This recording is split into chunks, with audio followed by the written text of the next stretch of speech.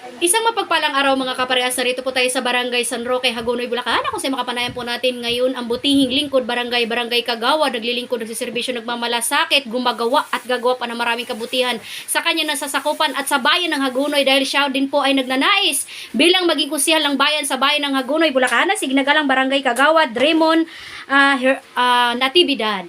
Kunsi, kumusta na po kayo? Eto po, okay naman po at ang puso, ang isip handa sa pagsabak sa laban na to. Alright, okay. Kung si may tanong ko lang, Yes. bilang ating kayo po ay kasalukuyan ngayon bilang isang barangay kagawad sa ngayon, kumusta po ba ang komite na hinahawakan natin ngayon sa Barangay San Roque? As of now, napapatupad naman natin yung mga gusto nating gawin at yung para sa para sa aming barangay ay nagagawa natin ng maayos katulad po yung sa health dahil naniniwala po ako na pag meron tayong malinis na kapaligiran, meron tayong malusog na pangangatawan. Alright, okay. Pero ibig sabihin, kumusta na po ba sa ngayon regarding dito sa ating Barangay San Roque bilang kayo ay isang barangay kagawad? Sa amin naman po, okay na okay po kami lalo ngayon. Mas unite po ang mga kagawad compare po nung araw na hindi po talaga makita ng tao kung ano yung mga paglilingkod, kung ano yung dapat na para sa tao, kung ano yung mga ginagawa nila para sa bayan, ay para sa aming barangay. Yan po. At isa pa po doon, ang aming butihing kapitan ay napakasipag kaya madali po kaming nakakakonekta sa taas na ibibigay po ng maayos sa aming barangay. Ayan. Alright, okay. So dito naman po tayo, dahil kayo po ay nagnanais bilang isang nga po aspirant bilang kusihal ng bayan sa bayan ng Hagonoy, Bulacan, ano po ang inyong magandang hangarin at layunin? Bakit po kayo napalahok dito bilang kusihal ng bayan? Ayan.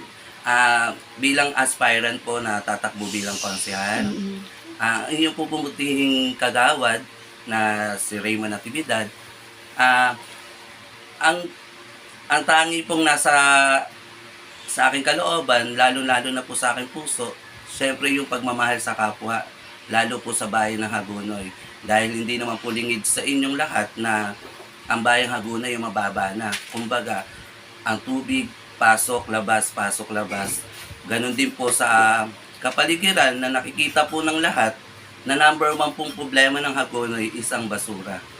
So ngayon, nagsusumiti po ang puso ko at ang aking sarili na lumahok dito upang ang mga bagay na ito ay mabigyan natin ng solusyon.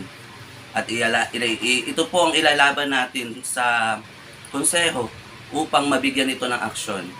Dahil ang inyong abang lingkod, ang unang naiisip ko po ay ibigay at ipamahagi ng sapat ang mga ayuda para sa mamamayan ng merong pagkakapantay-pantay. At isa din po dito, bigyan ng tinig ang mga LGBTQ Okay. A+ dito sa aming pamayanan. Alright, okay. Pero ay talagang ito ay mula sa puso ang inyong paglahok. Yes. At ang tangi pong kasabihan ng inyong abang lingkod, Miss Pink Natividad, patuloy na ipaglalaban ang karapatan ng aking mga kababayan. Puso, hindi piso. Ang pangarap nyo ay pangarap ko rin. Wow, alright. Diba? Kunsi, para lang po sa kalaman ng lahat, ipakilala nga po natin kung sino po si Kagawad Raymond Natividad bilang ating aspirant councilor ng bayan sa Hagonoy. Ayun po. Ako po ay tubong Hagonoy. Nakatira po ako dito sa Barangay San Roque at kasalukuyan pong kagawad ng aming barangay. Ang aking pong nanay ay si Ose na nagtitinda ng tuyo at ang akin naman pong ama ay si Rene na barangay tanod sa kasalukuyang barangay tanod sa aming barangay. Alright. Ang inyo pong abang lingkod, isa po, ako po ay mahirap na tao pero ang puso ko ay napakayaman sa pakikisama. Ayan. At ang tanging hiling ko lang ngayong 2025, pumili ng taong dapat nating iboto. Wow, alright, okay. Kung nanonood po ngayon ang ating minamahal na mga kababayan dito po sa Barangay San Roque at sa buong bayan ng Hagonoy, Bulacan, ano po inyong ipapahatid na mensahe o panawagan para sa kanila? Ang tanging may papahatid at panawagan natin para sa mga bayan ng Hagonoy, ito na po ang oras para matikman naman natin ang tunay na paglilingkod na may progresibong aksyon para sa mamamayang Pilipino. Alright, okay. Mula sa team tayo naman at sa pangunguna ng aming Mayor, Mayor Cons Cap Kenneth Bautista at ang aming Vice Mayor Mildred Ople, kasama ang aking mga konsehal, Konsehal Ronel Perez, Konsehal JP Umali, Konsehal Mar Montano, Konsehal Pastor Claro Atienza, Konsehal Medic Junicio, Konsehal Cap Graham Bell, Konsehal Engineer Noel Lustre. Muli, ang inyong pong butihing kagawad, Miss Pink, ay kumakatok sa inyong mga puso upang kayo ay mapagsilbihan dito sa bayan ng Hagonoy.